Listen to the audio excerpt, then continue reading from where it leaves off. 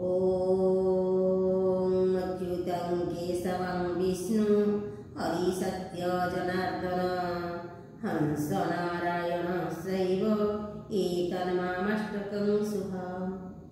ओम मंगलं भगवान् विष्णु मंगलाध्वज मंगलपुंडरीकाक्ष मंगलाय तन्नहरि। ओम माधव माधव विष्णु माधवो माधवो हरि स्मरन्ति साधवा नित्यं सकलकार्येषु माधव। आज यही सुंदर नूआवर्ष समस्त मन आनंद प्रफुल्लित, तेणु समस्त को यही नूआवर्षर शुभेच्छा नूआवर्षर अभिनंदन जनाऊँगी। आई नूआवर्ष को आम प्रकृति केमी भाव में पालन करवा केमी भाव में मानवा से विषय मुझे मो सीमित ज्ञान जतिनिश्चित कहूँ।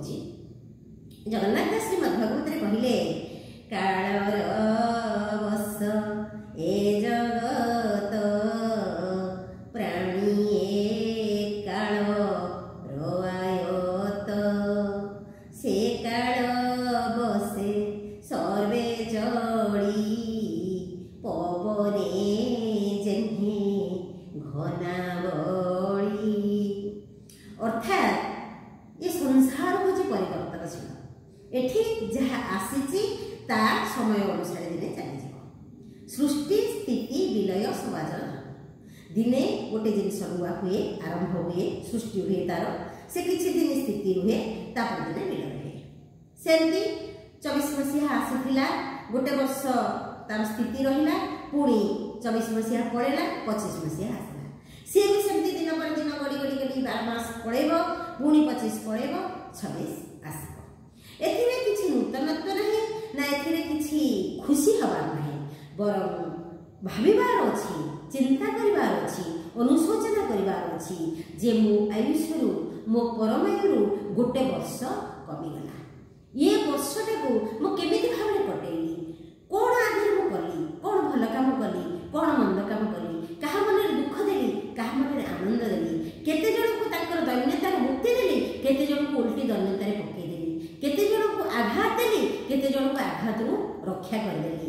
तेणु एटा मोर चिंता करबार समय, मोर अनुशोचना करबार समय। तेणु एथिरे किछि उत्फुल्लित न होई प्रतिटी मुहूर्त को मते भगवान जेते कि मुहूर्त देइछन्ती, केते मुहूर्त देइछन्ती मते जानिनी ना, एई मुहूर्त रे जीवी कि आ मुहूर्त रे जीवी कि केते दिन रहबी, केते मास रहबी, केते वर्ष रहबी मते जानिनी ना।